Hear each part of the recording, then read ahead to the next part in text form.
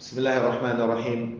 الحمد لله على إحسانه والشكر له على توفيقه وامتنانه، وأشهد أن لا إله إلا الله وحده لا شريك له تعظيما لشانه، وأشهد أن محمدا عبده ورسوله الداعي إلى رضوانه الهادي إلى إحسانه، وصلى الله عليه وعلى آله وصحابه وأعوانه وسلم تسليما كثيرا كثيرا. أما بعد, prezados irmãos, sejam bem-vindos a mais uma aula. Hoje vamos falar sobre o matrimônio pré-islâmico e o matrimônio pós-islâmico. Nesta aula, prezados irmãos, pretendemos fazer uma pequena, um pequeno resumo do ambiente, descrever um bocado o ambiente relativo ao matrimônio ou aos relacionamentos conjugais existente na época em que se deu a revelação, na época em que aparece o profeta sallallahu alaihi wasallam e instituiu o nikah que nós conhecemos hoje. Então é bom entender aquela época antes, do Islã, antes deste advento do Islã, o ambiente no qual o Islã veio regular a questão do matrimônio. Umar radiallahu ta'ala anhu costumava dizer: não conhece Islã perfeitamente aquele que não conhece Jahiliya. Isso significa o quê? É preciso conhecer as circunstâncias em que o Islã foi revelado e é preciso conhecer o lado oposto das orientações do Islã. Então é nessa ótica que eu faço questão de descer para a época do Jahiliya, antes de falar os vínculos, de discutir sobre os vínculos estabelecidos, de discutir sobre a regulamentação dessa questão da família e do matrimônio à luz do Islã. Então é importante dizer que o que vamos falar agora é uma série de práticas degeneradas, muitas delas, práticas pervertidas, que eram praticadas, que eram comuns na era de Jahiliya. Mas atenção, não significa que todas as famílias eram comuns, mas não significa que todas as famílias eram fundadas nesta base. Portanto, existiam também laços de relacionamentos semelhantes àqueles que nós temos hoje. Mas, naquela época, eram também prevalecer destas que nós vamos mencionar aqui e, portanto, sejam todos bem-vindos a esta nossa aula.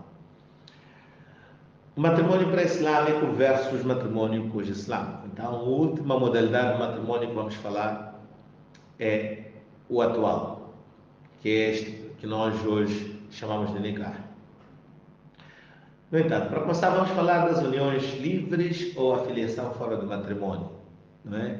As uniões livres, elas eram largamente praticadas entre os árabes na era pré-islâmica.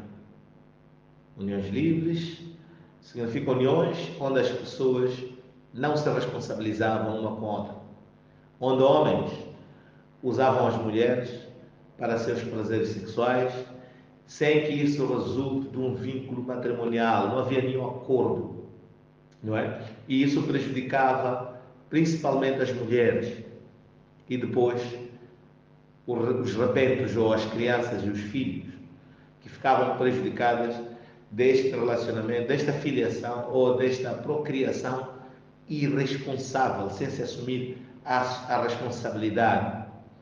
Então isso prejudicava as mulheres, pois em todas essas relações os homens se mantinham desresponsabilizados em relação às suas parceiras e estas permaneciam sem família estável. No entanto, por vezes e várias vezes esses relacionamentos geravam filhos, o que consistia em filiação fora de qualquer vínculo matrimonial, de qualquer comprometimento, em relação àquela mulher e em relação às crianças. Então estamos a falar de uma filiação desvinculada, vamos chamar assim, que é filhos sem vínculo legal, sem um vínculo, de facto, com quem?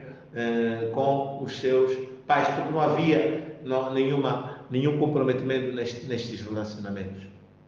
No entanto, o estabelecimento da paternidade às vezes ocorria.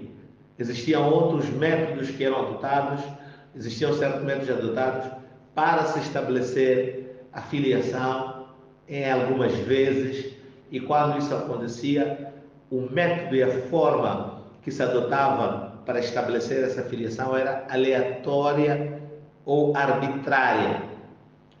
O que significa? Não era com base em critérios, não é, válidos ou legais, ou critérios, pelo menos, não é, lógicos, não é? Eram em critérios arbitrários, o que gerava perturbação nos laços de parentesco, quer dizer, gerava perturbação, o que significava, muitas das vezes, atribuía-se uma criança a um indivíduo que não é seu verdadeiro pai, ou atribuía-se a um homem um filho que não é seu. Isto era muito comum na era pré-islâmica, não é? Então, estes são alguns dos exemplos das relações conjugais pré-islâmicas. É um dos exemplos estes que são os matrimônios, os laços ou os relacionamentos ou uniões desvinculadas, uniões livres. Então, as pessoas relacionavam-se, no entanto, não se assumia a responsabilidade e o fardo desses relacionamentos recaía sobre a mulher. Existia uma outra forma, uma forma específica, não é, de relacionamentos que se estabeleciam entre um homem e uma mulher, um tipo de nikah, um tipo de casamento que era chamado por nikah shigar. Nikah shigar. Esta é uma espécie ou uma variedade de matrimônio que era praticada entre os árabes, não é? Era comum na era pré-islâmica, onde um homem pedia a filha ou irmã de um outro homem na condição de aquele conceder sua própria filha ou irmã em seu casamento. Vou repetir. Um homem pedia a filha ou irmã de um outro homem na condição de que este outro homem também faça o mesmo, conceda a sua própria irmã ou sua filha em seu casamento. Esta espécie de contrato matrimonial foi banida no Islã, mas estamos a falar daqui da era pré-islâmica. O Islã baniu isto por quê? Porque ela ignora, não é? Ela ignora aspectos fundamentais num casamento, como o consentimento da parte oposta, a parte feminina. Aqui ignoravam completamente a parte feminina. Então, dois machos, dois homens, entre eles combinavam, não é, que eu vou dar a minha filha a si e você dá a sua filha a mim. Eu vou dar a minha irmã em seu casamento e você me dá a sua irmã para o meu casamento. E muitas das vezes, não só no momento de contrair o matrimônio se ignorava a contraparte, quer dizer, a parte feminina, não é? Mas isso tinha também implicações no momento de extinção do matrimônio. Quer dizer, aquele compromisso que nós estabelecemos no início para o casamento, na contração do casamento, também tinha impacto na separação, pois a condição de casar com a sua filha ou sua irmã, se tu casares com minha filha ou minha irmã, também tinha um significado em contrassenso, não é? Um significado oposto, que é, se divorciar a sua filha ou sua irmã, também me divorciarei, não é? Se divorciar a minha filha ou a minha irmã, se divorciares a minha filha ou a minha irmã, eu também divorciarei a sua filha ou a sua irmã. Isso tinha impactos negativos até, não só em relação às meninas que eram, ou às mulheres que eram ignoradas, quer dizer, elas contraíam o casamento sem ter nenhuma opinião, mas também sem nenhuma culpa podia ocorrer e acontecer um divórcio, simplesmente porque um casamento não se deu bem, não foi feliz e se separaram, logo se desvinculava também aqui o segundo casamento, se desfazia. Então, e depois isso tinha também consequências nos filhos destas relações. Está claro? Nos filhos destas relações. Então você devolve os meninos e eu também devolvo. Quer dizer, era muito complicado este matrimônio. Subhanallah, o Islã veio e baniu. Logo, nestas relações, por quê? Porque ambas as meninas não eram parte ativa, quer na contração, quer na extinção do matrimônio. É narrado de Ibn Umar radiallahu ta'ala, que diz que o profeta sallallahu alaihi wasallam vedou o nikah shigar, vedou este tipo de casamentos, onde um se casa na condição do outro dar a sua filha ou sua irmã em casamento. Eu dou a minha filha, não é, ou minha irmã em casamento, assim, na condição de você fazer o mesmo comigo. Esta prática, parece que estamos a falar de jahiliya, ela continua existindo em algumas partes, em alguns países, principalmente de influência árabe, não é? Em alguns países islâmicos, mas que não têm, por práticas, por costumes e tradições alheias ou distantes de orientações islâmicas. Há situações em que um pai, dois pais, não é, celebram o casamento dos seus filhos, sem a intervenção ativa e participativa destes. Dar ao meu filho, assim, na condição de você dar, eu dou ao meu filho, caso o meu filho com a sua filha, na condição de você também casar a sua filha com o meu filho. Quer dizer, este tipo de casamentos, troca casamentos na condição de um. Então, tem consequências também em situações de divórcio, em que, imagine, se o casamento nasceu desta forma, poderá interferir também, ok, seu filho deixou a minha filha, então meu filho também vai deixar a sua. O Islã baniu o nikah shigar, o nikah onde se desrespeita a opinião dos próprios participantes, então as pessoas atuam, não é, ignorando a vontade de uma das partes. Neste exemplo aqui que eu acabei de citar, dois homens contraem o matrimônio na condição de um também fazer o mesmo, quer dizer, um entrega a filha na condição do outro entregar a sua, um entrega a irmã na condição do outro entregar a si. Vedado e proibido no Islã, prática de jahiliya. Também existe um nikah que é chamado nikah tahlil, e nós vamos aprofundar um bocado este nikah, porque também é uma das práticas de jahiliya que resiste, persiste nos muçulmanos.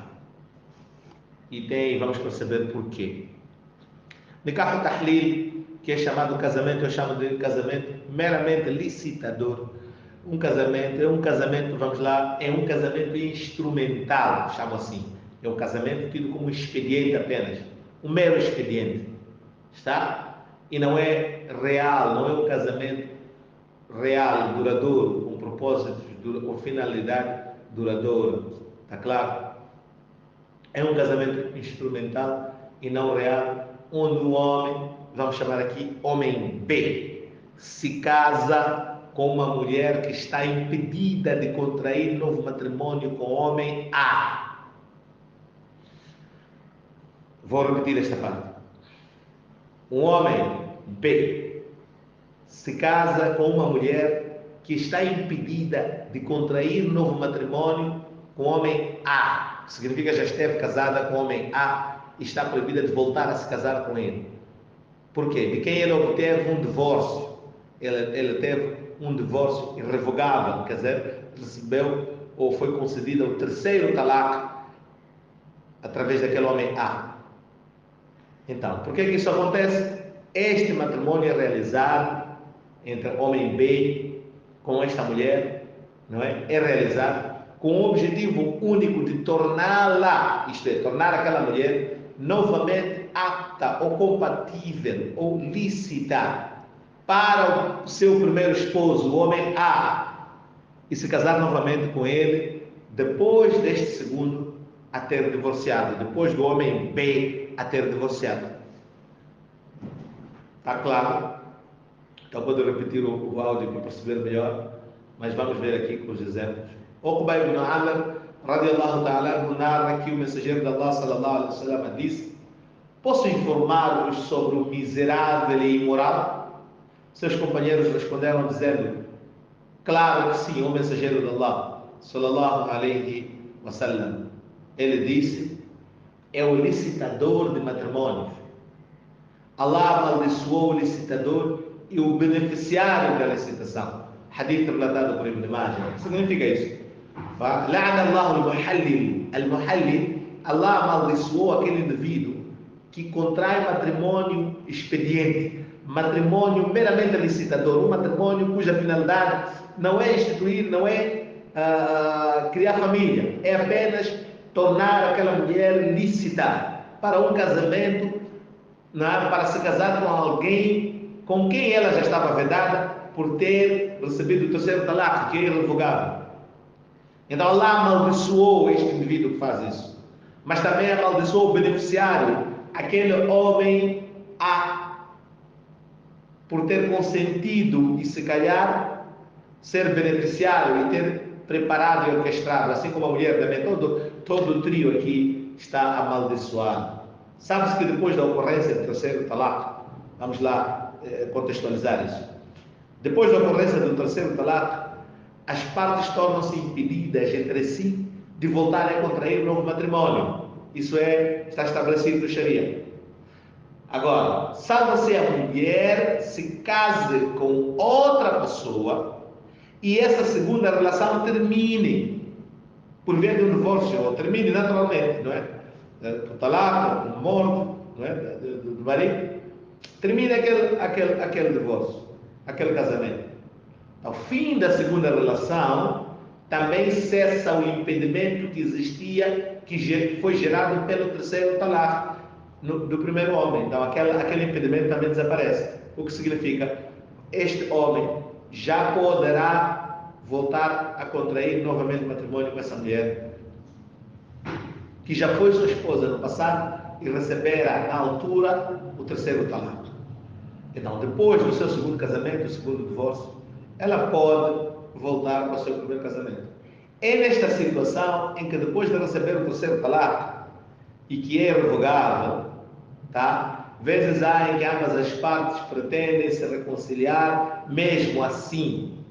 Aí nasce esta possibilidade de um nikah que é um mero expediente e não real, apenas para licitar. Por isso chamam aqui de licitador. É um nikah simulado à luz do Sharia.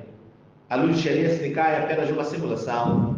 Ora, para que o segundo casamento e divórcio a posterior, a seguir este casamento, sejam considerados como licitador para o primeiro casamento, há dois requisitos essenciais. Está? Há dois. Vamos supor, A divorciou a sua mulher, no entanto, a sua mulher se casou com o homem B.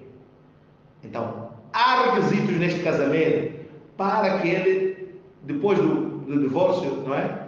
Este casamento tenha servido para, depois dele, se torne lícita esta mulher voltar para o homem A. É disso que eu quero falar agora. Quais são estes requisitos? Primeiro, shart ou condição é a validade, sihha, validade deste segundo matrimônio. Tem que ser, o segundo matrimônio deve ser um matrimônio válido à luz Sharia. Vamos perceber o que é isso? Segunda condição, deve ser um matrimônio, deve ser consumado. A consumação do matrimônio também é um requisito. O segundo casamento deve ser consumado. Também vamos detalhar esses dois requisitos. Primeiro, validade, depois a consumação do matrimônio. Validade do segundo matrimônio, o segundo requisito é a consumação do segundo matrimônio. Só depois desses dois requisitos é que a mulher poderá contrair novas núpcias, poderá contrair novo matrimônio com o seu primeiro esposo. Então vamos lá para o primeiro requisito, validade do segundo matrimônio.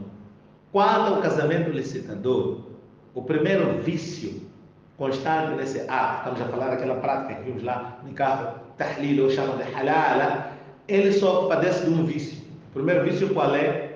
Neste ato, não é? e que é discutido entre os jurisconsultos, é a invalidade deste por falta de comprometimento com a sua durabilidade. Quer dizer, as partes não estão comprometidas, ou estão comprometidas a terminar este matrimônio, não é? E não vai durar ab início. a priori, a partida. Então, as partes sabem a partida que este matrimônio não tem durabilidade. Não é para durar. Logo, há nisso o vício, não é, da vontade real do casamento, que não há vontade, não é, de contrair e de estabelecer família. A intenção aqui é apenas um expediente, é simulação. É isso que se pretende. A pretensão é mera simulação, pois aqui existem três partes nesta relação, que é o primeiro não é esposo, a mulher, este segundo. Há aí uma simulação, um contrato entre estas partes. Não é uma relação entre duas partes, aqui tem três partes. E sabem que este segundo casamento, as três partes sabem que o segundo casamento é um mero expediente para a restauração de uma relação anterior. Estamos perante uma simulação de casamento e não um casamento válido no Sharia. Dito isto, e se as pessoas fizerem mesmo assim? Está claro? Esta é a pergunta que vamos discutir. E gostaria que esta pergunta ficasse bem clara. E se mesmo assim as pessoas contraírem este segundo matrimônio, acontecer mesmo assim, qual é o resultado? Quais são as consequências? Então as escolas divergem neste quesito. Está Jumhur al-Fuqaha. Quando falamos de Jumhur al-Fuqaha, estamos a falar da grande maioria dos jurisconsultos ou das principais escolas. Estamos a falar da escola Malikita, Shafi'ita e Hanabila e Hanbali. Todas essas três escolas defendem que um casamento enfermo deste vício, com este tipo de vício de simulação, não é? Um casamento simulado, não é? Invalida o contrato matrimonial. Logo, esta simulação invalida o contrato matrimonial, e assim, este não produz quaisquer efeitos, quer dizer, a simulação não produz nenhum efeito, não houve nada, é tido como não existente, não existiu o casamento. Consequentemente, a mulher continuará impedida de contrair núpcias com o antigo esposo. Claro, esta é a posição de Jumhur Ulama, Fuqaha, das três escolas. As partes continuarão impedidas de contrair matrimônio, não obstante existir este tipo de nikah. Halala, não serve, de acordo com a escola Malik, Shafi, Hanbali. Ok. De acordo com a escola Hanafita, e que fique bem atento a este pormenor, vamos ficar bem atentos a este pormenor para não usarmos mal esta abordagem. De acordo com a escola Hanafita, não é? Eles defendem, por outro lado, não é? Fazem uma distinção, em primeiro lugar, entre a invalidade, não é? Por nulidade, existe aquilo por butulan. Butulan é uma invalidade desde o início, não é?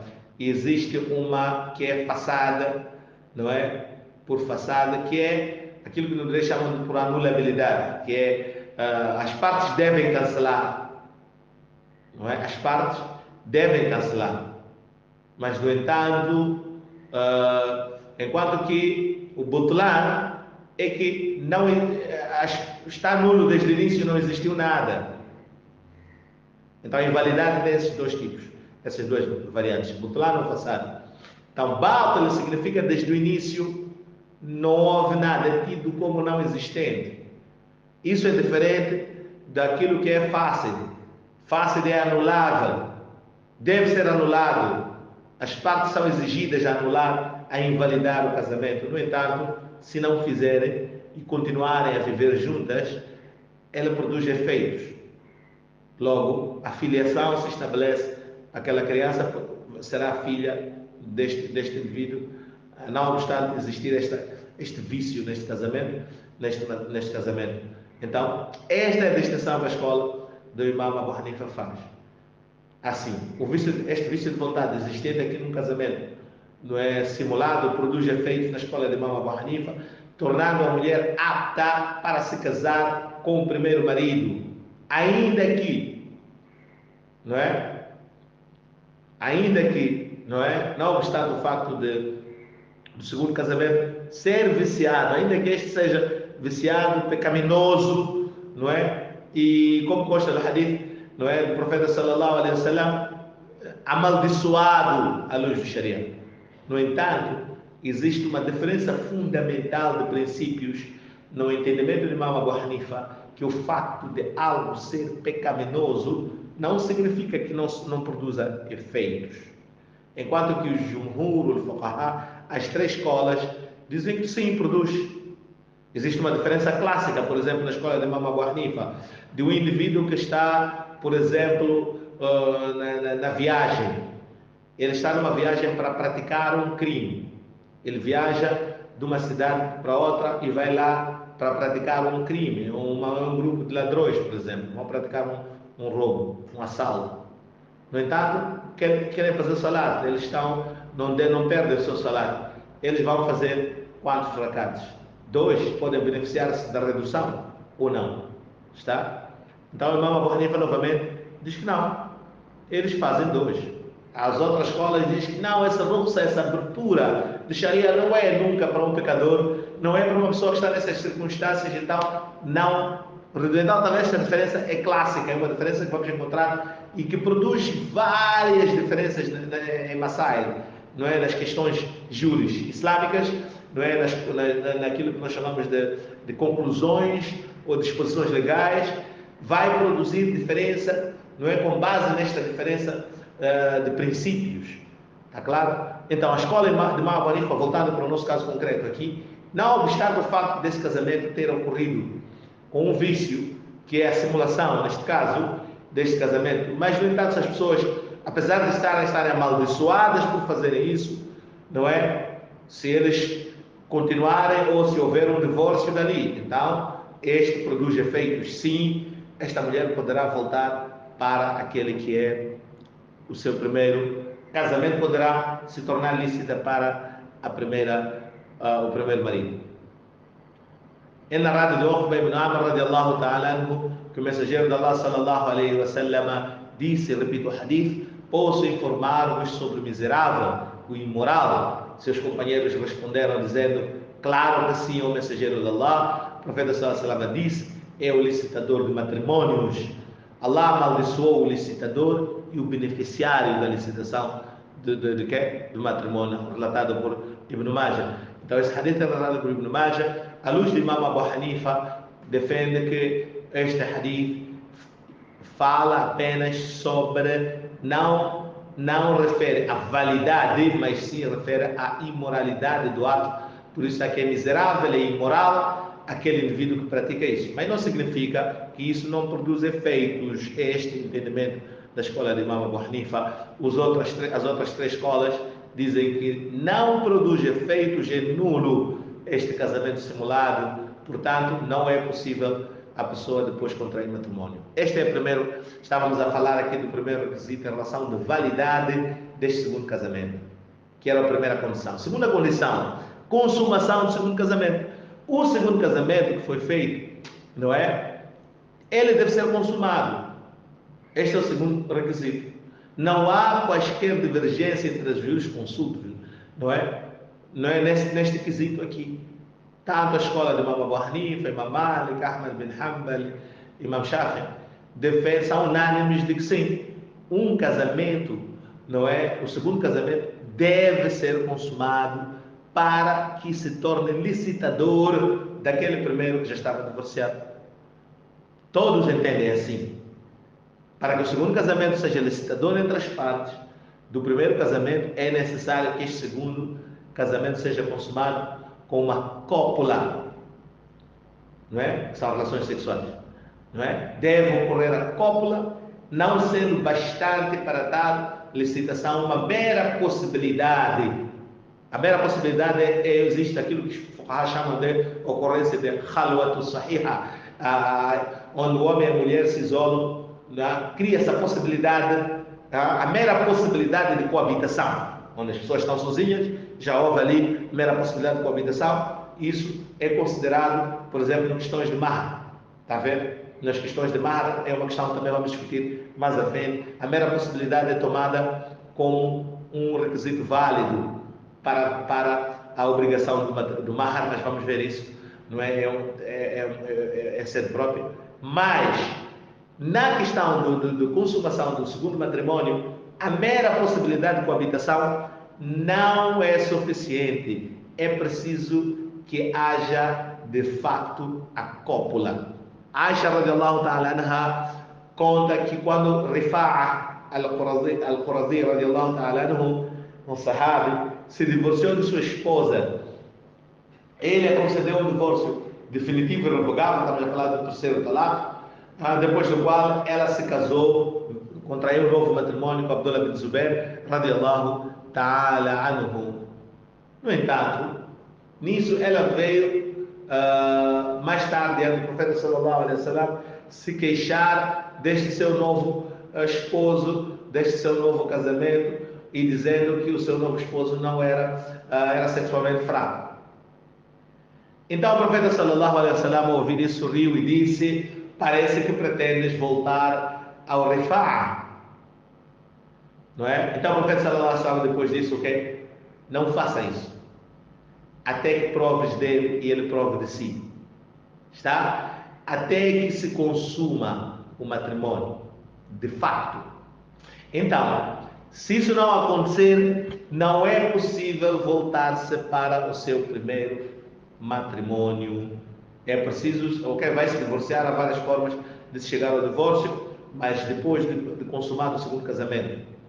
Caros irmãos, esta era a explicação do halala, esta prática que o profeta sallallahu amaldiçoou, que era muito praticada no Jahiliya. Existiam esses casamentos mero expediente, um casamento meramente licitador, apenas instrumental para licitar um casamento anterior. Também algumas pessoas praticavam isso e Allah vedou esta prática e em nenhum momento disse que alguma escola aprovou esta prática. Mesmo a escola de Imam Abu Hanifa não aprova esta prática porque ela é fácil. É um nikah fácil.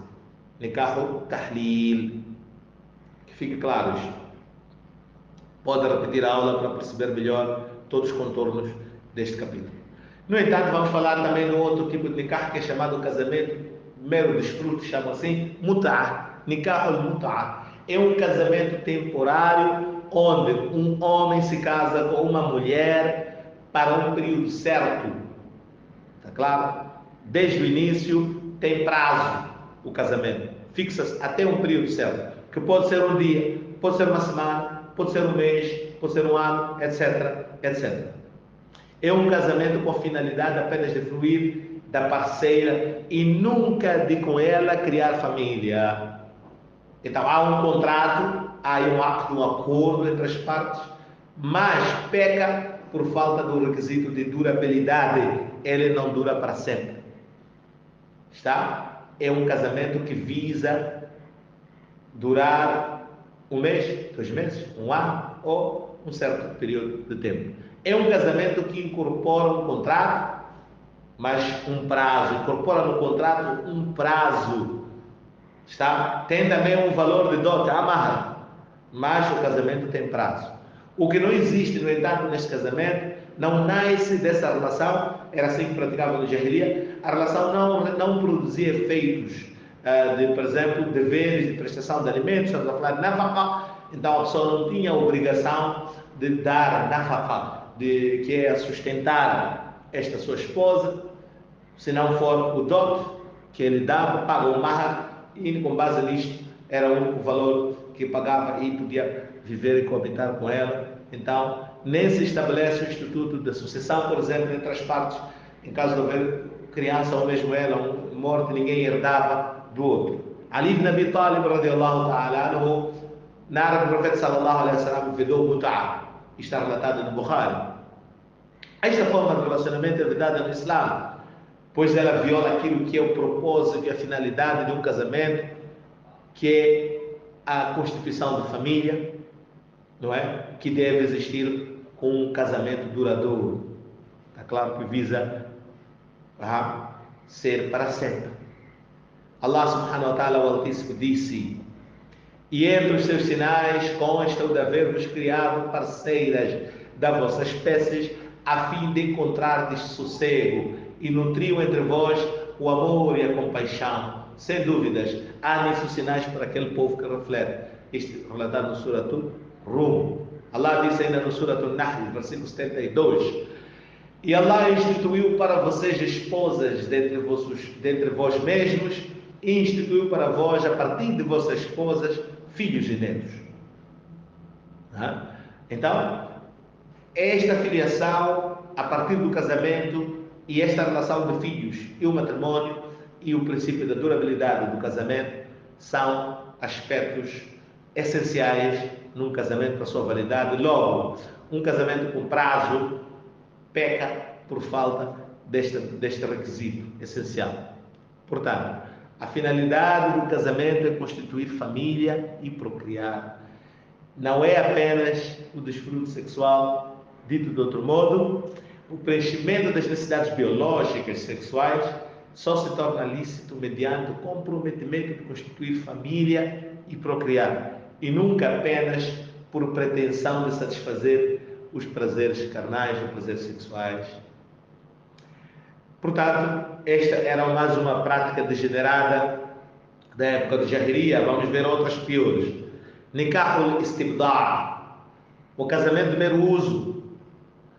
É um casamento, é um nikah onde um certo homem, ou certa mulher, permite, não é? O homem, neste caso, permite que a sua esposa, ou a sua esposa se disponibiliza a outrem, a uma terceira pessoa, a um estranho dessa relação, não é? Um homem e uma mulher permitem, não é? Quer seja ela sozinha ou com o seu marido, ambos de acordo, permitem que ela disponibilize a terceiro a sua genitália para que este coabite com ela com a finalidade de conceber filho daquele, na pretensão de com isso adquirir seu sangue. Como dizia no passado, queria ter um filho do sangue de fulano, por ser mais forte, mais nobre, ou por qualquer que seja a razão, ou por querer características físicas desta terceira pessoa, qualquer que seja o motivo. Então, esta era chamada de quê? Nikah al-istibda'.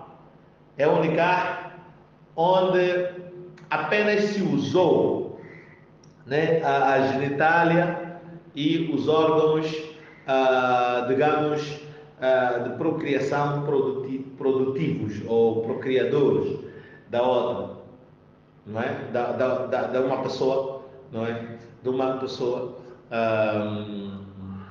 quer dizer, praticar relações sexuais com um homem apenas para adquirir seu sangue, engravidar e ter o seu próprio filho. Muito interessante esta questão, porque à frente vamos voltar aqui para procurarmos entender algumas práticas comuns. E atenção que todas essas relações que estão sendo faladas aqui serão referidas quando estivermos a falar de vínculos modernos ou pós-modernidade. Está? Então vamos falar de, por exemplo, barriga de aluguer, não é? E outras modalidades que nós vamos falar aqui à frente. Então esta modalidade será chamada a colação para ser analisada lá, naquele momento, em sede daquela discussão. Então, vamos falar também aqui de uma outra modalidade que é Ittihad al-Akhdan, relação com concubinato. Entre os árabes, estamos a falar na era pré-islâmica aqui mais uma vez, era comum uma máxima que dispunha que aquilo que se encontra oculto não é problemático. Esta é uma frase comum que era usada pelos árabes. O oculto não é problemático. Nós temos uma parecida, aquilo que o olho não vê, o coração não sente, mais ou menos parecido, não é? Uma frase assim, mais ou menos parecida. Logo, nessa base desta frase de que aquilo que se encontra oculto não é problemático, não é?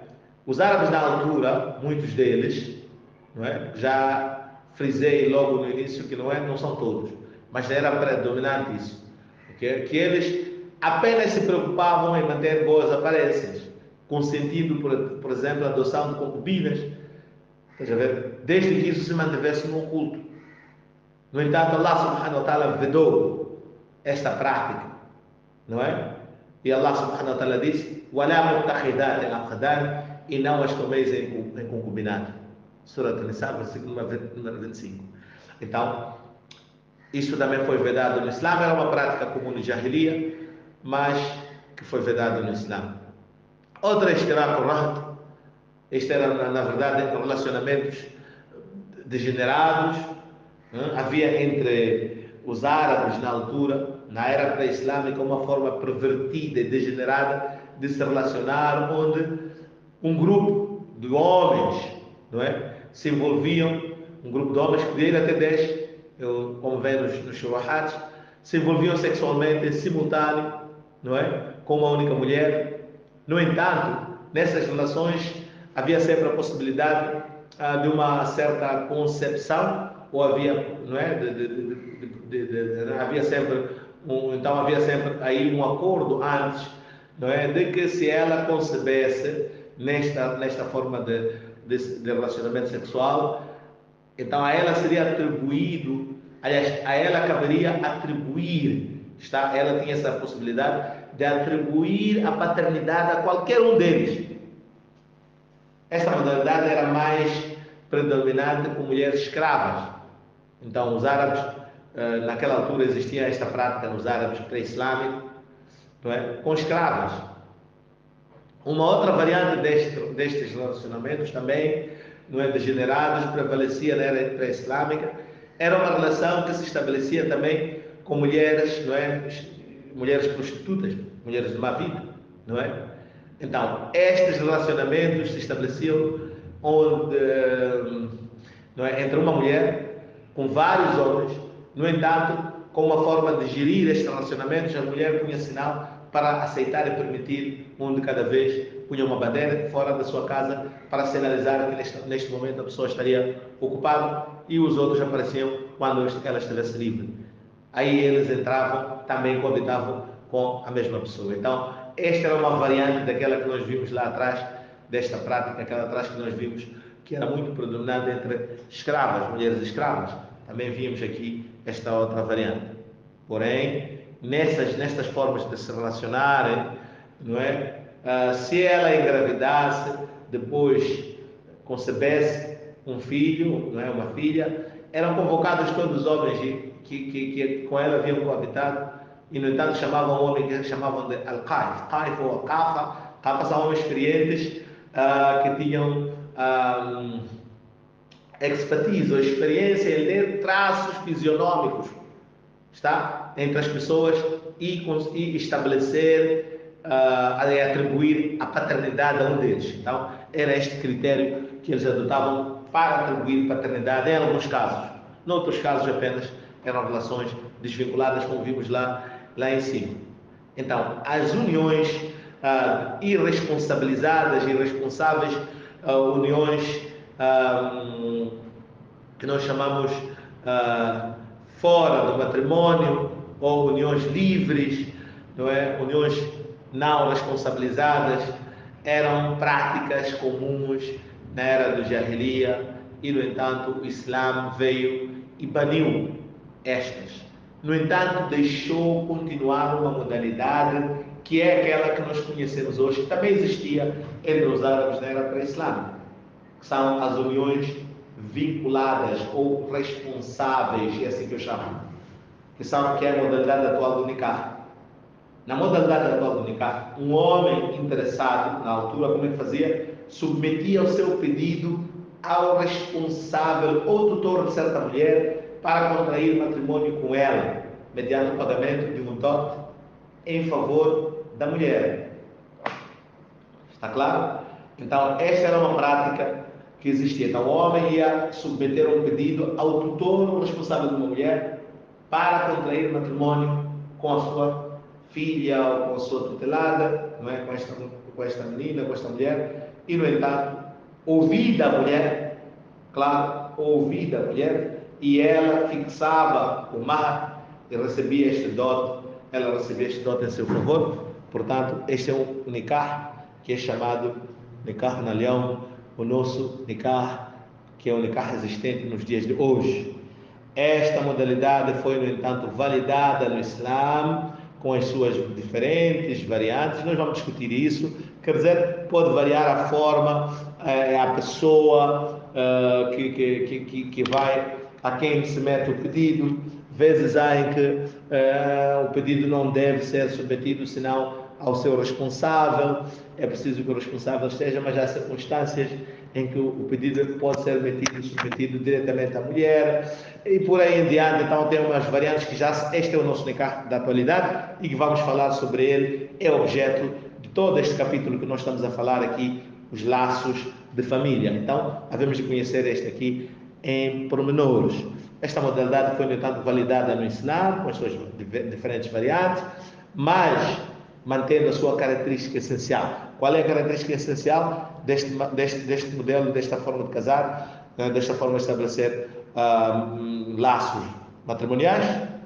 É a responsabilização mediante o contrato entre as partes, e as partes que referimos aqui, o homem e a mulher, e há consentimento entre eles. Portanto, todas estas modalidades que prevaleceram até o momento em que aliás, todas essas modalidades, elas prevaleceram até o momento em que se dá o advento do Islã. No entanto, é nestas circunstâncias que o Islã valida este último que falamos aqui e considera, veda todas as outras modalidades, as classificando como a zina. Então, o termo zina é aplicável a todas as outras modalidades que nós mencionamos aqui, e é vedado por Islã. O Islã, quando diz "Wala taqrabu zina, innahu kana fahisha wa sa'a sabila", e não vos "Wala taqrabu zina", e não vos aproximeis do adultério, refere-se a todas as variantes que nós vimos aqui, senão aquele que nós dissemos que é um matrimônio da nossa atualidade, atual hoje, que é a última variante. Nós chamamos de contração de matrimônio mediante responsabilização. Esta é lícita no Islã. O resto de todas as outras modalidades resultam no zina. E apenas validou a modalidade da responsabilização através da cerimônia matrimonial, onde está o responsável da menina, é consultado mediante consentimento deste e também consentimento da parte de ambas as partes, mediante um mahar, pagamento de um dote, mediante de um contrato duradouro, está claro? Com a intenção de durar e procriar família e filhos.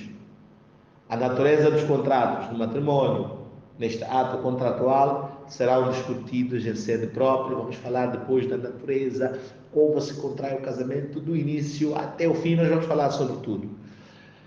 Depois vamos falar, também é importante falar aqui sobre o celibato à luz da Sharia. O celibato é a abstinência de contrair matrimônio ou a abstinência de obter prazeres relacionados ao matrimônio, para com isso adorar e agradar a Allah subhanahu wa ta'ala. O profeta sallallahu alaihi wasallam diz: "La sururata fil Islam", não há vida afastada do matrimônio, né? Surura é vida solteira para sempre, né? No Islã, viver sem casar, abster-se do casamento, não é prática do Islã. Sa'd ibn Abi Waqqas radiyallahu ta'ala anhu conta que o profeta de Allah sallallahu alaihi wasallam proibiu Uthman ibn Maz'un radiyallahu ta'ala anhu de praticar o celibato. E Sa'd comenta: se o profeta tivesse aceitado, Uthman ibn Maz'un teria se castrado. Está? Mas isso não é permissível no Islã e ele por isso não fez isso. Hadith relatado por Bukhari. O Tabari explica que a forma de celibato que este Uthman pretendia praticar, qual era a forma? Era a abstinência de se relacionar com mulheres. Ele queria se afastar das relações matrimoniais. Também queria se afastar do uso de perfume. Ele achava isso fútil. Se a perfumar, se adornar, não é? Ele não queria, achava isso desnecessário. E todas as coisas prazerosas, ele pensava que seria purificação moral, ético ou anti-espiritual se envolver com estas coisas prazerosas. No entanto, o Islã negou esta ideia de que a espiritualidade ou a elevação espiritual nasce apenas quando a pessoa se envolve-se naquilo que é a alienação dos seus prazeres, invalidar ou rejeitar todos os prazeres. O Islã não vedou os prazeres, apenas os regulou. Allah subhanahu wa ta'ala diz no Corão: ó vós que credes, não tornai ilícito ou vedado as coisas sadias daquilo que Allah subhanahu wa ta'ala tornou para vocês permissível, não é? E não excedeis, quer dizer, no uso daquilo que é permissível também não excedeis os limites. Na verdade, Allah subhanahu wa ta'ala não estima aqueles que extravasam os limites. Suratul Ma'idah, versículo 87. Caros irmãos, desta forma chegamos ao fim desta nossa aula de hoje, onde eu pretendia fazer aqui uma resenha, um resumo, fazer aqui mais ou menos um arrolamento daquelas que são as práticas anteriores à regulação do Islã nessa questão do matrimônio. Então, essas práticas são importantes porque nós poderemos recorrer a elas para ver se é uma certa prática na atualidade não se assemelha àquela prática que foi banida e vedada à luz do Islã e que eram práticas tidas como práticas de jahiliya na era pré-islâmica. Então é por isso que nós fizemos levantamento destas práticas, embora são práticas